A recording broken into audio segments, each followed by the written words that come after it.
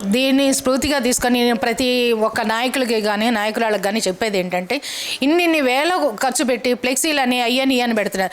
మీరు మామూలుగా మీరు ఖర్చు పెట్టాలనుకున్న అమౌంట్తో మీ చుట్టుపక్కల ఏమన్నా బాగు చేసి మీ పక్కన వాళ్ళకి వాళ్ళు మీరు కొని ఇవ్వగలిగితే మీరు ఇట్లాంటి కార్యక్రమాలు చేపడితే మీరు ఓట్లు అడగక్కర్లేదండి, వాళ్ళే వచ్చి ఓట్లు వేస్తారు.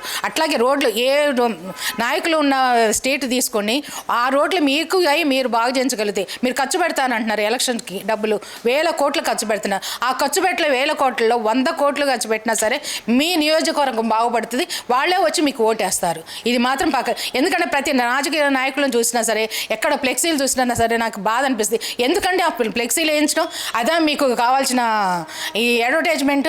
మీరు చేయండి, రోడ్లు బాగా చేయండి. లేదంటే 10 మందిని తీసుకొని మీరు ఇది ఇప్పుడు కొన్ని వస్తున్నాయి కదా దత్తత తీసుకొని ఊళ్ళో ఎట్లా బాగా చేస్తున్నా అట్లాగే ఒక స్ట్రీట్ తీసుకొని దత్తత తీసుకొని చేయించండి, వాళ్ళే వచ్చేస్తారు మీకు ఓట్లు. ఎవరు వేయక్కర్లేదు. ప్రతి మహిళ కూడా ఆలోచించి మీ దగ్గరకు వచ్చిన నాయకుల్ని ఈ విధంగానే అడగండి అమ్మా. ఎవరైతే మీ వీధికి వచ్చి మీరు ఓట్లు అడుగుతారో మీరు బాగు చేసి మా దగ్గరకు రండి, మీరు అడగకుండా మేమే వచ్చి ఓటేస్తామని చెప్తాండి. ప్రతి ఒక్కరు కూడా అదే చెప్పండి.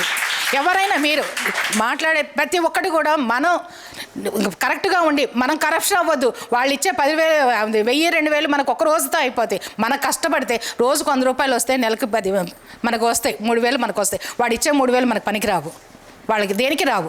అదే మనం రోజు ఖర్చు వస్తాయి కదా, ఆ కష్టపడగలగా మన కెపాసిటీ మనకుంది, ఒంట్లో ఓపిక ఉంది, కష్టపడే కెపాసిటీ మనకుంది.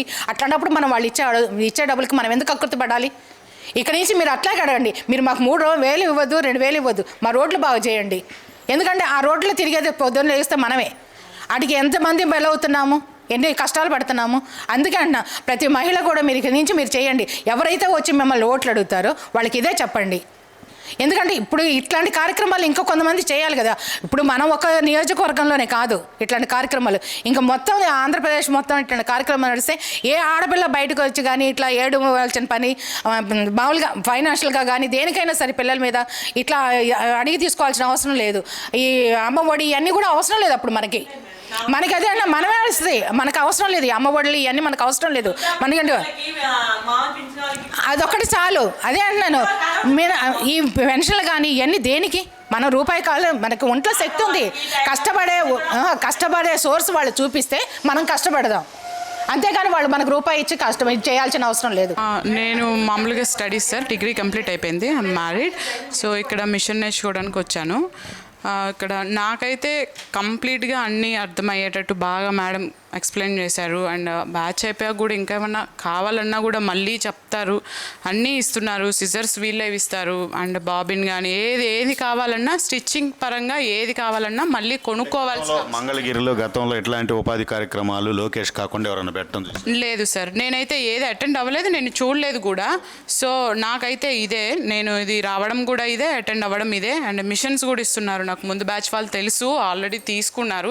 That's a good thing actually, that's great thing also. So they are providing, అంటే ఇది నేర్చుకున్నాము నెక్స్ట్ ఆపేయకుండా కంటిన్యూ చేసుకుంటారు. జస్ట్ ఇంట్లో ఒక స్టిచ్ వేసుకున్నా రేపు బయట 50 rupees we have to give them. So that will ఆడవాళ్ళందరూ సేవ్ చేయొచ్చు అది. సో సంపాదన ఒకటే కాదు, సేవ్ చేసినా సంపాదించినట్టే మనం, రైట్? సో ఒక చిన్న స్టిచ్ వేసినా 50 రూపీస్ అయిపోతాయి. సో నెలలో అట్లాంటివి ఎన్నో అవుతూ ఉంటాయి. సో వీ కెన్ సేవ్ రఫ్లీ ఒక జస్ట్ 3,000 అట్లా we can save. So we can on like that. అంటే సంపాదించకపోయినా సేవ్ చేసినా సంపాదించినట్టే కాబట్టి 2-3,000 మేము సేవ్ చేసినట్టే కదా.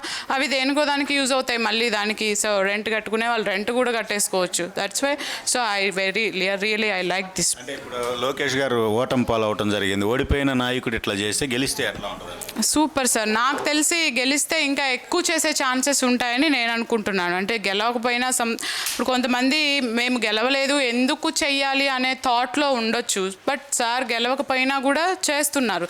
సో ఇంకా గెలిపిస్తే ఇంకా చాలా తెచ్చే ఛాన్సెస్ ఉన్నాయి. ఇంకా కూడా చాలా పథకాలు తెప్పిస్తారు, పెడతారు ఇట్లాంటివి. అండ్ ఇది రియల్, వేరే కూడా ఇంకా ఇస్తున్నారని విన్నాను, బట్ వాళ్ళు అక్కడ సరిగ్గా చెప్పట్లేదు. మిషన్స్ కూడా ఇవ్వలేదు. మా ఫ్రెండే అన్నారు వెళ్ళాము బట్ అదంతా ఫేక్ ఇవ్వలేదని. బట్ నేను చెప్పాను ఇక్కడ 12 బ్యాచ్లు రన్ అయినాయి, అందరికీ మిషన్స్ వచ్చాయి, ఎవ్రీ వీడియో మాకు వస్తుంది వాట్సాప్లో, అదంతా జెన్యూనే. మిషన్స్ కూడా బాగున్నాయి, నో ప్రాబ్లం, అందరికీ బాగున్నాయి. అండ్ మొత్తం వాళ్ళే ఇస్తున్నారు కాబట్టి కిట్తో సహా ఏది కొనుక్కోకుండా that's a great thing I think. నియోజకవర్గం పరిపాలనలో అసలు డెవలప్మెంట్ ఈ 4.5 సంవత్సరాల్లో మీరు చూస్తే ఏమన్నా జరిగిన మహిళలకు కావచ్చు, రోడ్లు కావచ్చు, ఇంకేదన్నా మౌలిక వసతులు కావచ్చు, ఎట్లాంటిది ఏదన్నా ఉందా? నేనైతే ఏం చూడలేదు సార్, నాకు అంత ఐడియా కూడా లేదు.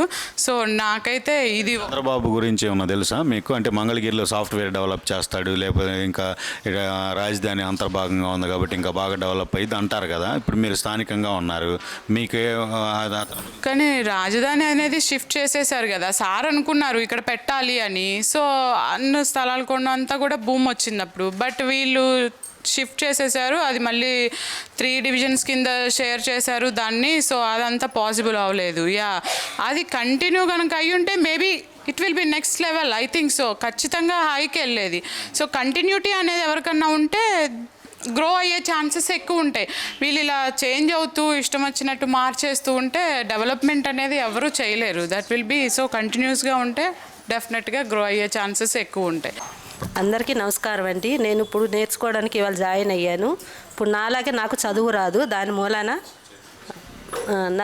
నాకు కూడా చదువు రాదు. దాని మూలన నేను దీని మూలన కొంచెం ఇది అవ్వాలనుకుంటున్నాను. ఇప్పుడు నేర్చుకోవడానికి వచ్చాను కాబట్టి ఇవాళ నుంచి నేను నేర్చుకుంటున్నాను. 45 రోజులు నేర్చుకుంటాను. నాలాగే చదువు లేని వాళ్ళకి ఇక్కడ కూడా కంపెనీలు వస్తే మాకు లేడీస్కి కొంచెం బాగుంటుంది. అది ఏం కంపెనీలు అంటే ఇలా టైలరింగ్ సంబంధించిన కంపెనీలు రావాలి. వస్తే ఇప్పుడు వైజాగ్ వెళ్తే బోల్డ్ కంపెనీలు ఉన్నాయి లేడీస్ కుట్టడానికి.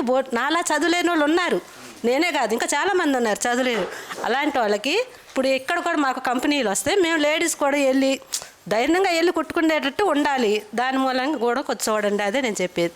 అంటే ఇప్పుడు లోకేష్ ఇట్లా నేర్పటం అనేది మీకు ఎలా ఉందండి? చాలా బాగుంది ఇది. అసలు నేను ఇవాళే వచ్చాను కాబట్టి అదే చెప్తున్నాను. ఎందుకంటే నేను వైజాగ్ వెళ్ళాను. వైజాగ్ వెళ్ళి మా చుట్టాలు ఉన్నారు, చూశాను. అక్కడ వాళ్ళు ఏదో కంపెనీలు ఉన్నారు, రోజు వెళ్తాం రావడం, వాళ్ళే తీసుకెళ్తున్నారు, వాళ్ళే తీసుకొస్తున్నారు. అలాగే మాకు కూడా ఇలా ఆయన వస్తే కంపెనీలు అలాగ వస్తే మాకు కూడా ఉపయోగం ఉంటుంది నేర్చుకున్న వాళ్ళు. కానీ నేను చెప్తున్నాను అది. ఆయన ఓడిపోయాడు కదా ఇప్పుడు లోకేష్ గారు. ఓడిపోయినప్పటికీ సెంటర్లు పెట్టాడు. రేపు గెలిస్తే ఏమన్నా మంచి కంపెనీలు మీరు గెలిస్తే మంచి కంపెనీలు రావాలని నేను కోరుకుంటున్నాను. అది ఆయన గెలుస్తాడు, వస్తాడు, తప్పకుండా వస్తాడు. అది అంటే మీ పిల్లలకు సంబంధించి లేకపోతే ఇంకా ఉద్యోగాలకు సంబంధించి కూడా ఏమన్నా వాళ్ళు అండి ఉద్యోగాలు కూడా రావాలండి. మా అబ్బాయి MBA చేశాడు, ఆంధ్ర యూనివర్సిటీలో చదివాడు మా అబ్బాయి. అప్పుడు ఫస్ట్లో ఏషియన్ పెయింట్లో చేశాడు, ఇప్పుడు HDFC బ్యాంకులో చేస్తున్నాడు. అలాగే ఇప్పుడు నేనంటే సరే ఇప్పుడు నాకు 45 వచ్చినాయి, కానీ ఇంకా చిన్న వయసు వాళ్ళు ఉంటారు, వాళ్ళకి ఉపయోగం పడాలంటే కొంచెం కంపెనీలు రావాలి. మాకు మిషన్లు కుట్టే కంపెనీలు రావాలి. ఇప్పుడు చదువులేని వాళ్ళు ఉంటారు, అందుకే నేను కోరుకున్నాను దాని గురించి. మంగళగిరిలో గతంలో ఎలా ఉండేది మంగళగిరి అంటే నాకు అంత ఐడియా లేదండి మంగళగిరి గురించి. అది ఇప్పుడు ఎలా ఉండబోతుంది అనుకుంటున్నారు? ఒకవేళ అంటే గతంలో రాజధాని వచ్చింది, చంద్రబాబు అట్లా చేస్తాడు డెవలప్మెంట్, సింగపూర్ చేస్తాడు అన్నారు కదా, మళ్ళీ అలాగే ఉండేదండి. ఇప్పుడు ఈయన రాకుండా ఆయన వచ్చింటే రోడ్లు కూడా బాగా బాగుపడినాయి. ఆయన వచ్చాక రోడ్లు బాగుపడినాయి. నెక్స్ట్ కూడా ఆయన వచ్చింటే ఇంకా మాకు హైదరాబాద్లో తయారయ్యేది. ఇప్పుడు కొంచెం ఆయన రాలేదు కాబట్టి కొంచెం మాకు తగ్గింది. మళ్ళీ నెక్స్ట్ ఈయన వస్తే మటుకి మళ్ళీ డెవలప్ అవుతుందని మేము కోరుకుంటున్నాం. ఈ శ్రీశక్తి సెంటర్లో ఉపాధి నేర్చుకోవటం కావచ్చు, మంగళగిరి డెవలప్మెంట్ గతంలో కొన్ని సాఫ్ట్వేర్లు కానీ రోడ్లు కానీ చేశాడు అంటున్నారు. అతను జైలుకి వెళ్ళాడు మొన్న, ఏమనిపించింది? చాలా బాధేసిందండి. జైలుకి వెళ్ళాడంటే అంటే జగన్ కూడా ఉన్నాడు జైల్లో, ఈయన కూడా వెళ్ళాడంటే 2 విధాలా బాధేసింది. అటు బాధేసింది, ఇటు బాధ. ఎవరైనా మేము చెప్పలేం కదా, న్యాయం ఎవరైపు ఉందో మాకు తెలియదు. ఏదో టీవీ చూస్తున్నాము, బాధపడతాం, అంత మించి చేసేది ఏం లేదండి. సెంటర్ పెట్టి నేను ఇవాళే వచ్చానండి ఈ సెంటర్కి. అది మీరేంటి ఎట్లా స్వయం ఉపాధి ఎట్లా ముందుకు వెళ్ళాలనుకుంటున్నారు? నాది ఇంకా అయిపోయిందండి, 45 వచ్చింది కాబట్టి ఇంకా నాకు ఇది లేదు. ఇంట్లో ఏదో టైలరింగ్ చేసుకుందామని.